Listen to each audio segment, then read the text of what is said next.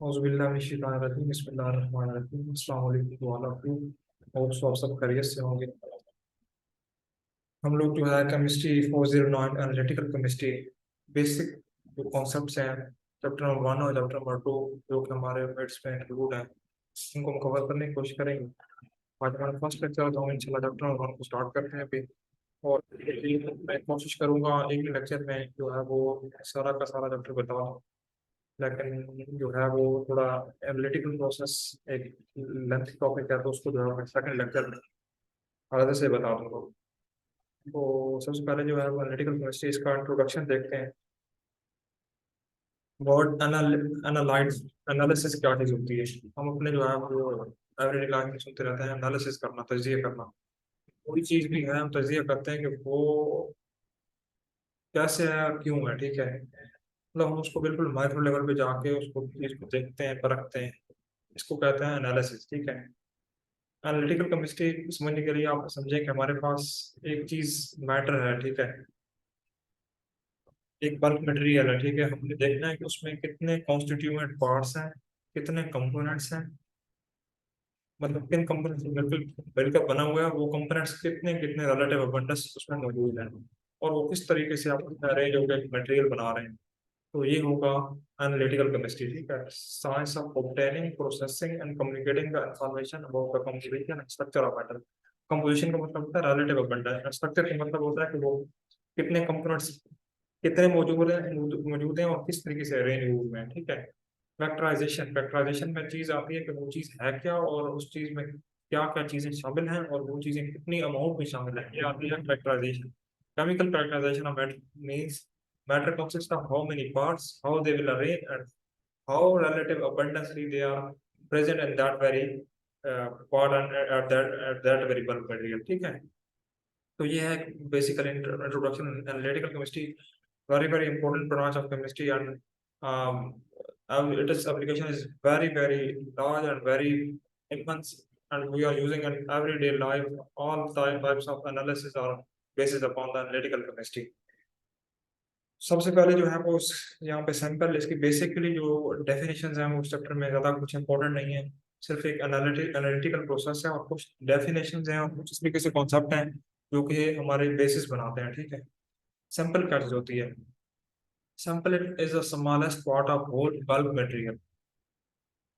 अच्छा, सैंपल जो है वो एक रिप्रेजेंटेटिव मतलब एक बल्क मटेरियल है हमारा, ठीक है। उसका एक छोटा सा पार्ट जो उस पूरे बल्क मटेरियल की इंफॉर्मेशन बता रहा है कि उसमें क्या चीजें मौजूद हैं और किस तरीके से और कितने रिलेटिव अबंडेंस में मौजूद हैं, ठीक है। तो ये होगा सैंपल। मैं डायग्रामेटिकली आपको बता दूंगा अभी।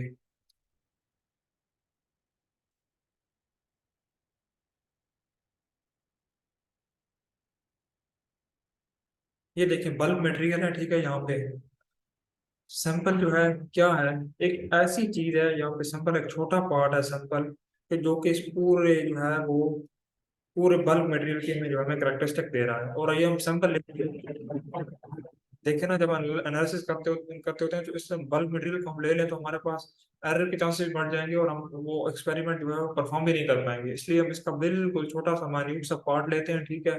और उसको एनालाइज करके बता देते हैं कि इस बल्क मटेरियल की कंपोजिशन क्या है, इसका स्ट्रक्चर क्या है, ठीक है। तो सैंपल लेते हुए हमने ये चीज़ों का ख्याल रखना है कि हमने यूनिफॉर्म, अब देखें ये बल्क मटेरियल है, हमने सिर्फ एक एंड से नहीं लेना सैंपल, हमने क्या कर लेना है इसके।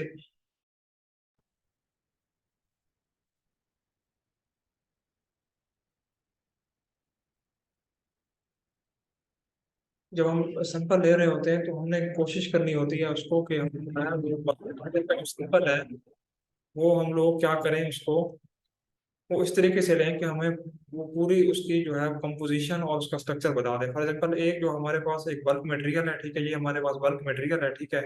इसमें से हमने क्या करना है कि हमने इसके चारों साइड से, यहाँ से भी, यहाँ से भी, यहाँ से इस नुक्कड़ से भी और इस साइड से भी, हमने यहाँ चारों के चारों जो है वो सैंपल लेने और एक दरमियान में से, ठीक है। ठीक है, हमने यहाँ पे टेस्ट ट्यूब लेनी है, ठीक है।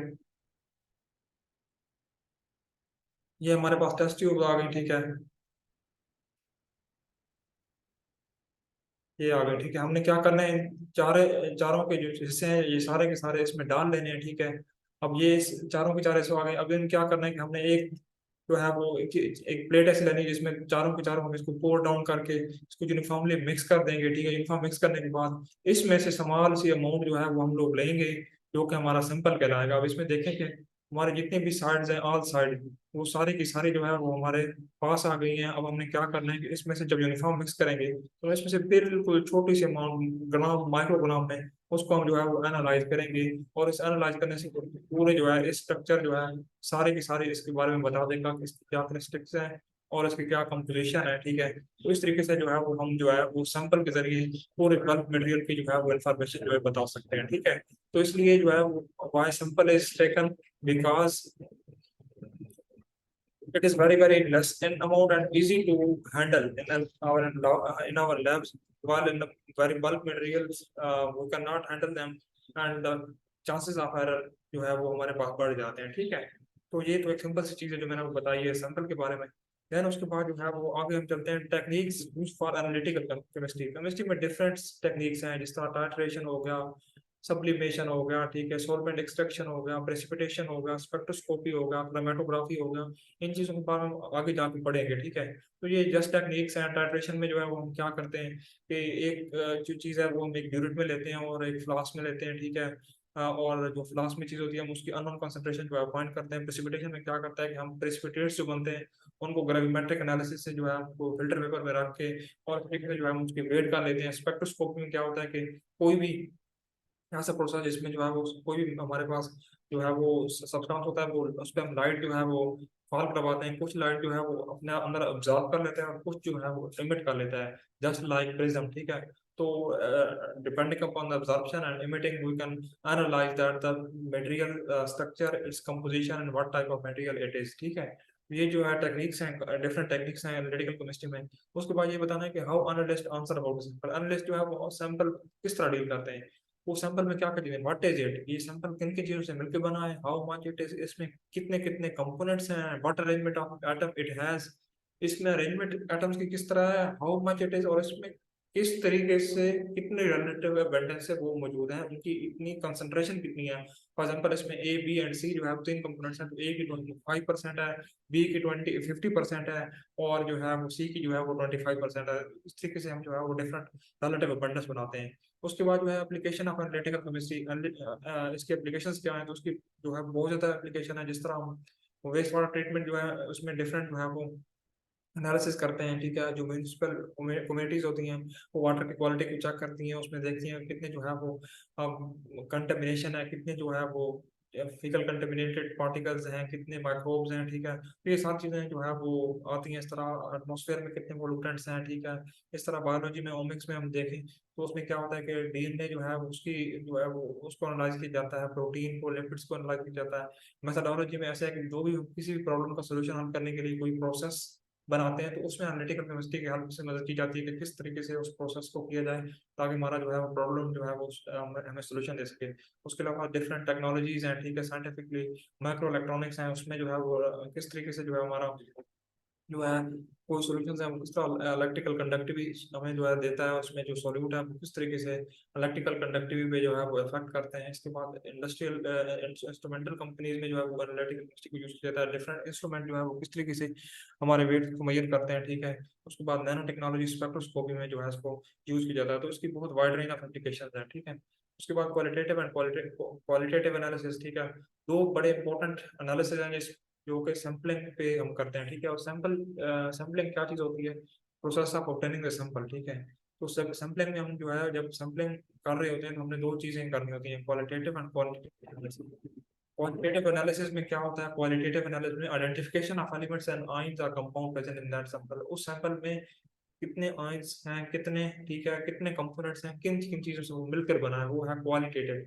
क्वांटिटेटिव में मतलब होता है कि जो वो जो कंपोनेंट्स और जो कॉन्स्टिट्यूएंट पार्टिकल्स हैं वो किस जो है वो अबंडेंस के साथ मौजूद हैं, कितनी परसेंटेज है उनकी, ठीक है। तो वो होगा क्वांटिटेटिव एनालिसिस, ठीक है। इसकी एग्जांपल देख रहे हैं, गन पाउडर है, जब बुलेट चलाते हैं तो गन पाउडर हमारे हाथों पे लग जाता है, ठीक है। तो वो गन पाउडर जो है उसकी प्रेजेंस को चेक करते हैं, तो वो होगा क्वालिटेटिव एनालिसिस, ठीक है। जबकि हम बाजार में जाएं कोल लेने के लिए, तो कोल जो है वो कोयला, उसमें सल्फर इम्प्योरिटी की बुनियाद पे उसकी प्राइसेस जो है वो दी जाती हैं। फॉर एग्जाम्पल अगर सल्फर इम्प्योरिटी ज्यादा होगी तो उसकी प्राइस और ज्यादा होगी, ठीक है, मतलब उस हिसाब से होगी। सल्फर इम्प्योरिटी उसमें कम है तो उसके हिसाब से उसकी जो प्राइस है वो वेरी करेगी, ठीक है। Price of coal determined by the presence of sulphur impurity in it, ठीक है। तो ये इसकी डेफिनेशन है। उसके बाद जो है वो सिलेक्टिव रिएक्शन है, स्पेसिफिक रिएक्शन है। ऐसे रिएक्शंस जो बिल्कुल अपने सब्सटेंस ऑफ इंटरेस्ट को के साथ ही कैरी आउट होते हैं वो होते हैं स्पेसिफिक रिएक्शंस। और सिलेक्टिव रिएक्शंस वो होते हैं जो किसी भी सब्सटेंस के साथ कैरी आउट किए जा सकते हैं अगर हमारे पास वो स्पेसिफिक जो है वो सब्सटेंस ऑफ इंटरेस्ट ना हो तो, ठीक है। सेलेक्टिव का मतलब यही होता है कि हम सिलेक्शन कर लेते हैं अपने हिसाब से, जो है हम उनको लेके चलते हैं, ठीक है। जितने भी क्वालिटेटिव एनालिसिस किए जाते हैं वो सारे के सारे सिलेक्टिव होते हैं। सिलेक्टिव का मतलब ये होता है कि हम जो है वो ऐसे रिएक्शन ऐसे टेस्ट होते हैं जो कि किसी भी सब्सटेंस के साथ जो है वो करवाए जा सकते हैं, ठीक है? तो इसको जो है मैं समझाने के लिए जो है मैं व्हाइट बोर्ड का सहारा लेता हूँ।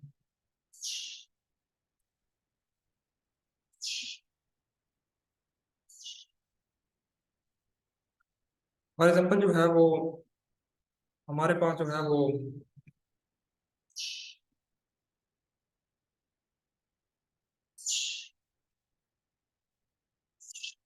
फॉर एग्जाम्पल हमारे पास ये एक टेस्ट है, ठीक है।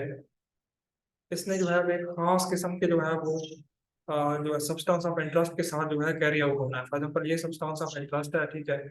इसके साथ इससे कैरी आउट होना है। तो ये जो है इसका सहारा जब तक ये नहीं होगा तो ये पूरा का जो पूरा हमारा जो एनालिसिस हम कर रहे हैं यहाँ पे वो नहीं हो पाएगा। तो इस तरह के रिएक्शन होते हैं वो होते हैं स्पेसिफिक रिएक्शन।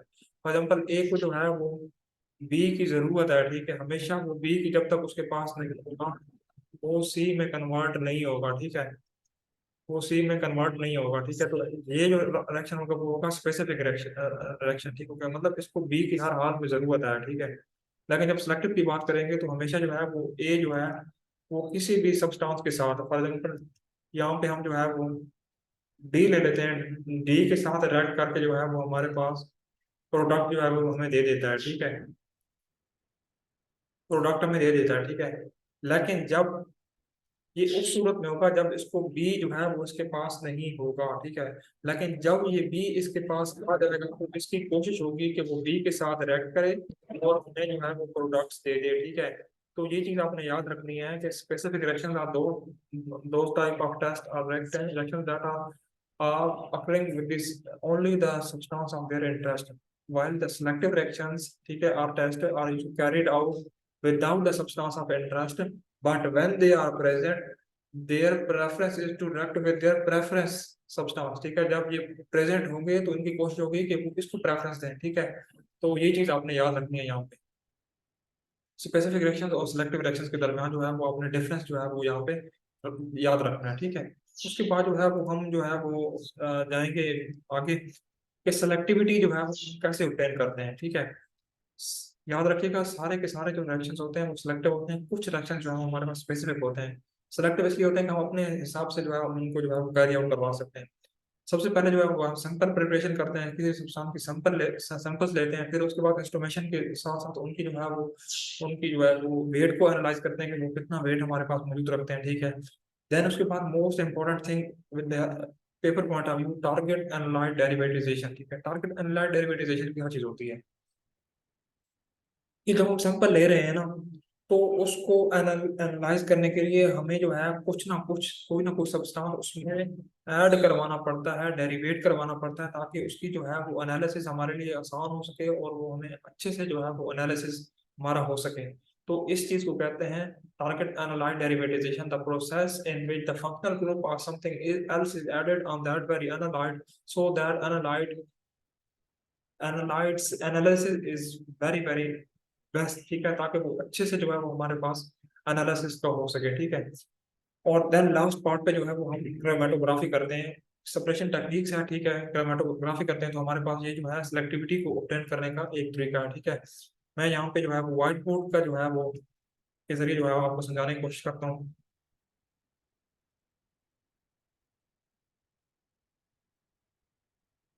फॉर एग्जाम्पल जो है सबसे पहले हमने जो है वो यहाँ पे सैंपल ले लिया है, ठीक है। यहाँ से हमने सैंपल लिया है। सैंपल लेने के बाद जो है वो हमने सैंपल जो है जिस तरीके से हम लेते हैं सारी चीजें जो है डिफरेंट टाइप से हमने सैंपल ले लिया, फिर उनको होमोजेनिटी के साथ जो है मिक्स किया और हमारे पास एक प्रॉपर सैंपल आ गया। अब ये सैंपल है, ठीक है।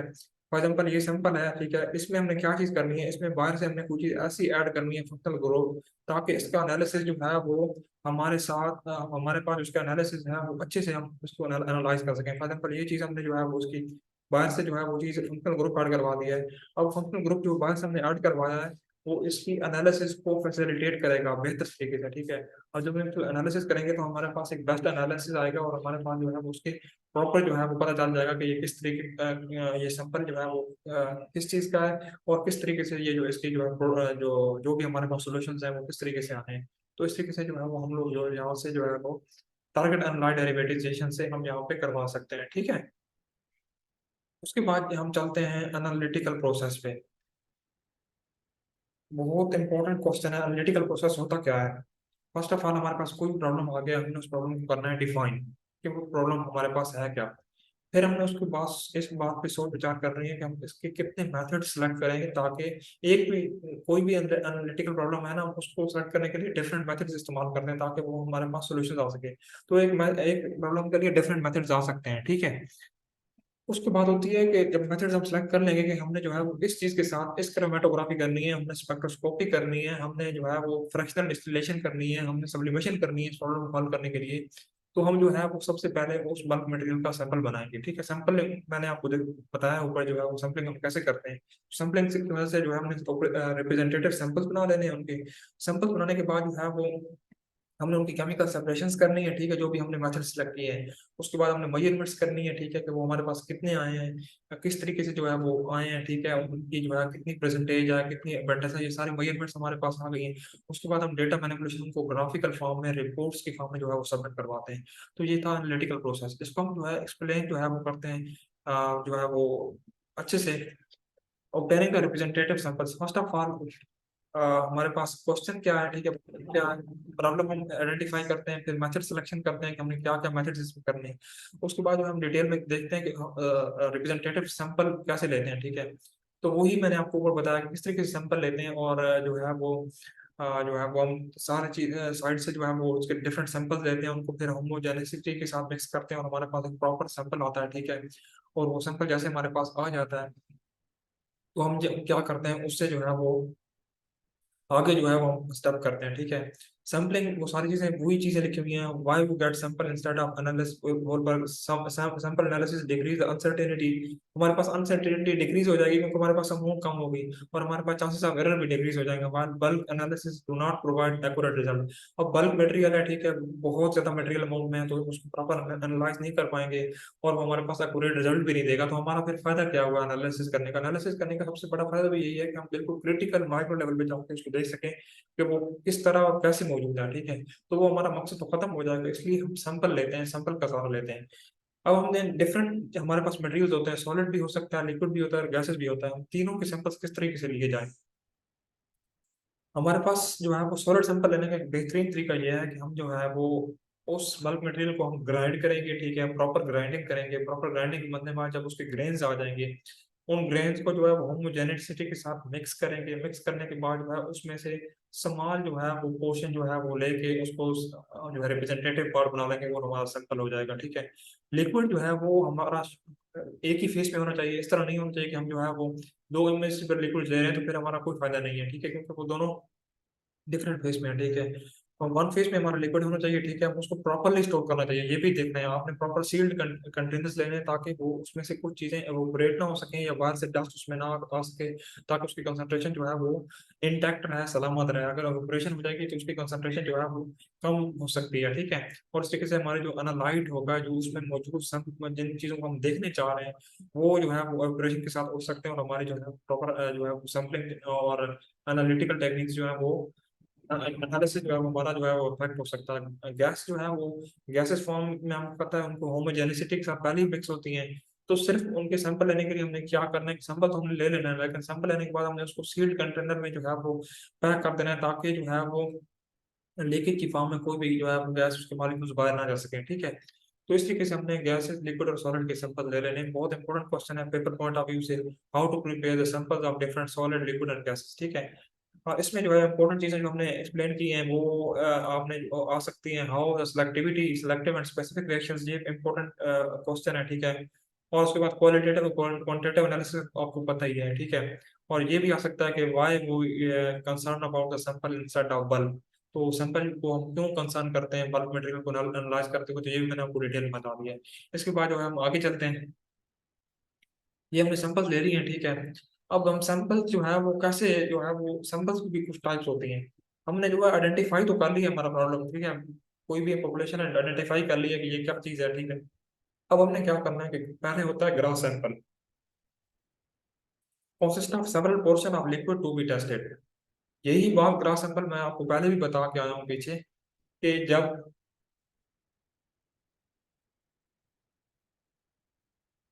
ये देखें, ये ग्रास सैंपल ये होते हैं, ठीक है, ये वाले ग्रास सैंपल्स हैं, कि हमने जो है वो डिफरेंट जो है वो पोर्शन से इसके जो है वो डिफरेंट पार्ट्स लिए हैं, उनको हमने टेस्ट ट्यूब में डाला है, 4 हमारे पास टेस्ट ट्यूब हैं। तो ये हमारे पास हो गए ग्रास सैंपल, ठीक है। ये हमारे पास हो गए ग्रास सैंपल, ये जो तीनों हैं ये हमारे पास ग्रास सैंपल हैं, ठीक है। मतलब इनमें जो है वो हमारे डिफरेंट जो है वो साइड से हमारे पास कंसंट्रेशन है। अब इनको पोर किया है एक डिश में, पैटी डिश में, अब इनकी प्रॉपर होमोजेनिसिटी की है। अब प्रॉपर होमोजेनिसिटी करने के बाद जो हमारे पास ये वाला सैंपल आया है जो कि हम एनालाइज कर रहे हैं, ठीक है, ये हमारे पास होगा लैब लैब सैंपल, ठीक है। हमारे पास एक सैंपल आ गया, ठीक है।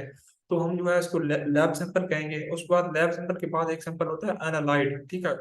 एनालाइट वो चीज होती है जिसकी हम प्रॉपर जो है वो जिस पे हम फोकस कर रहे हैं, जो कि हमारे टारगेट पे है, ठीक है। फॉर एग्जाम्पल इसमें कोई पार्टिकल्स हैं तो हम जस्ट उन्हीं पे फोकस कर रहे हैं, तो वो होगा हमारे एनालाइट्स, ठीक है। तो ये चीज ग्रास सैंपल और लेबोरेटरी सैंपल में आपको डिफरेंस पता चल गया। ग्रास सैंपल वो होता है कि जो हम डिफरेंट साइड से डिफरेंट चीज साइड से ले लेते हैं, ठीक है, डिफरेंट कंसंट्रेशन यूनिट्स ले लेते हैं, उनको होमोजेनिसिटी के बाद मिक्स करते हैं, और जो सैंपल हमारा होमोजेनिसिटी मिक्स करने के बाद आया वो हमारे पास होगा लैब सैंपल, ठीक है, जो कि हम उसको लैब में एनालाइज करते हैं। आगे चलते हैं, ठीक है।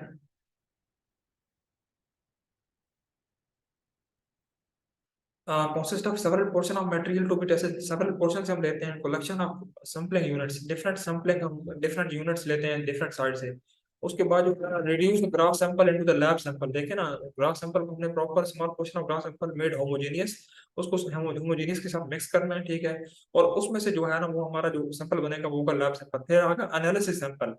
अब lab sample में से भी हम छोटा सा एक ऐसा हिस्सा लेंगे जो हमारे पास जो है वो एनालिसिस, जिसको हमने प्रॉपरली बिल्कुल माइक्रोग्राम में लेंगे, जिसको हम प्रॉपरली एनालाइज कर रहे हैं, ठीक है, जो कि जिसमें हम प्रॉपर एनालाइट्स हमारे देख रहे हैं जो कि हमारे टारगेट्स में है, ठीक है। तो ग्रास सैंपल, रिड्यूस सैंपल और एनालिसिस जो है, लैब सैंपल और एनालिसिस सैंपल तीनों की जो है डिफरेंस आपको पता होना चाहिए, पेपर पॉइंट ऑफ व्यू से बहुत इंपॉर्टेंट है। उसके बाद हमने सैंपल तो ले लिया, अब हमने इसकी जो है वो हैंडल कैसे करना है, इसको स्टोर कैसे करना है, क्योंकि डिफरेंट फेजेस में सैंपल हो सकता है, गैस भी हो सकती है, लिक्विड भी हो सकता है, और डिफरेंट टाइप के सैंपल हो सकते हैं, ठीक है। तो हमने प्रॉपर इसको हैंडल करनी है, ताकि हैंडल नहीं करेंगे तो प्रॉपर ऑक्सीडेशन शायद हो जाए, प्रॉपर बाहर से कोई डस्ट आ जाए, सो कॉल्ड डिफरेंट जो है वो प्रोसेस हो जाए, डिग्रेडेशन हो जाए, केमिकल इंटरेक्शन हो जाए, जिसकी वजह से क्या होगा कि उसकी जो केमिकल और फिजिकल प्रॉपर्टी होगी वो डिस्टर्ब हो जाएगी, और डिस्टर्बेंस से हमारा जो सैंपल होगा वो इफेक्ट हो जाएगा, और जब वो इफेक्ट हो गया तो हमारा एनालिसिस करने का कोई फायदा नहीं रहा, ठीक है। तो इनको प्रॉपर हैंडल किया जाता है, ठीक है। such as oxidation, evaporation, thermal degradation, chemical interactions, physical disturbance, ठीक होगा, may get changes into that very simple which are not facilitate our analysis, dust analysis, ठीक होगा। तो प्रॉपर जगह पे इनको हैंडल करना है, ठीक है। प्रोसीजर फॉर सैंपल एनालिसिस, ठीक है, सबसे पहले जो है वो सैंपल मेजर करना है, ठीक है। उसके बाद क्या करना है, जो है वो हमने जो है प्रॉपरली इसको स्टोर कर लेना है, ताकि एनालिसिस जो है वो हमारा हमारा हो सके, ठीक है। फॉर एग्जाम्पल जो है वो यहाँ पे दिखाया गया कि एक चीज है पेंट है, ठीक है, उसमें लेड की जो है वो हमने बताना है कि लेड जो है वो कहाँ पे और किस तरीके से कितना मौजूद है। तो हम क्या करेंगे, एक्सरेज यहाँ पे फार करवाएंगे, और एक्सरे जो है कुछ जो है वो उसमें ऑब्जर्व हो जाएंगे, कुछ रीमेट हो जाएंगी, और रीमेटेंस से हम देखेंगे कि इस पेंट का जो है वो स्ट्रक्चर क्या है, इसमें लेड जो है वो किस तरीके से मौजूद है, कितनी अमाउंट में मौजूद है। तो है रीमेटेड एक्सरे से कितनी इसने ऑब्जर्व की है और कितनी मौजूद है, जितनी ज्यादा लेड होगी उतनी ज्यादा वो ऑब्जर्व करेगी, ठीक है। तो इस तरीके से हम उसकी जो है वो मेजरमेंट कर लेते हैं, ठीक है, लेड की। इस तरीके से हम डिफरेंट और भी करते हैं, ठीक है। और उसके बाद जो है वो हम देखते हैं, हाँ, उसके बाद जो है वो एक चीज है कि जब हम बॉडी फ्लूइड्स, जिस तरह हमारे जो है वो यूरिन है, ठीक है, इनको हम जो कर रहे होते हैं, तो इसकी टेस्टिंग कर रहे होते हैं, ब्लड हो गया तो इसकी, तो इनकी प्रॉपर हमने सैंपल कर रहे होते हैं, उनको प्रॉपरली स्टोर करना होता है, ताकि बाहर से डस्ट, कोई केमिकल इंटरेक्शन जो है वो ना हो सके। अब जब ये चीज आ जाएगी तो हमारी वो पैथोलॉजिकल कंडीशन और जो फिजियोलॉजिकल जो इंडिकेशन हो रही होगी वो जो हमारी इंडिकेट नहीं हो सकेगी। फॉर एग्जाम्पल एक हमारे पास ब्लड का हमने सैंपल लिया और उसमें से कोई इम्प्योरिटी ऐड हो जाती है तो हमारा उस डिजीज को जो हम देख रहे हैं वो डिजीज ही हम क्लियर नहीं कर सकेंगे। इसलिए बहुत जरूरी है जब भी हम बॉडी फ्लूइड्स को ले रहे हैं उनको प्रॉपरली सील्ड कंटेनर्स में रखा जाए ताकि वो प्रॉपरली जो है हमारे पास इंटैक्ट रहें, उनकी ऑक्सीडेशन ना हो सके एनवायरनमेंट के थ्रू, उनकी जो है वो डस्ट एंटर ना हो सके और डिफरेंट जो है वो उनकी फिजियोलॉजिकल पैथोलॉजिकल कंडीशन जो है ताकि से हम अच्छे से इंडिकेट कर सकें। तो एनालिसिस ऑफ बॉडी फ्लूइड में करते हुए हमने प्रॉपर जो है वो एनालाइज करना होता है, ठीक है। जैसे हम जो है वो बॉडी फ्लूइड्स में एनालाइज करते हैं detection of haemoglobin in blood through the phenolphthalein test, detection of saliva through the alpha amylase test. तो जब हम बॉडी फ्लूइड्स की जो है वो डिटेक्शन वगैरह कर रहे होते हैं उनमें से डिफरेंट कॉन्स्टिट्यूएंट्स को देख रहे होते हैं, हमने उसको भी प्रॉपरली स्टोर करना होता है, ठीक है।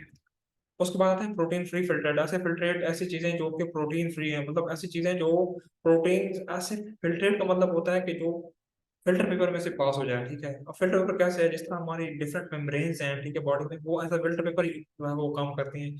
कुछ पार्टिकल्स को जो है वो इंटर होने देती हैं और कुछ को जो है वो आपस में ट्रैप कर लेती हैं और वो जो हमारे पास वो फ्लूइड गुजर जाता है मेम्ब्रेन से वो हमारे पास फिल्ट्रेट हो जाता है, ठीक है।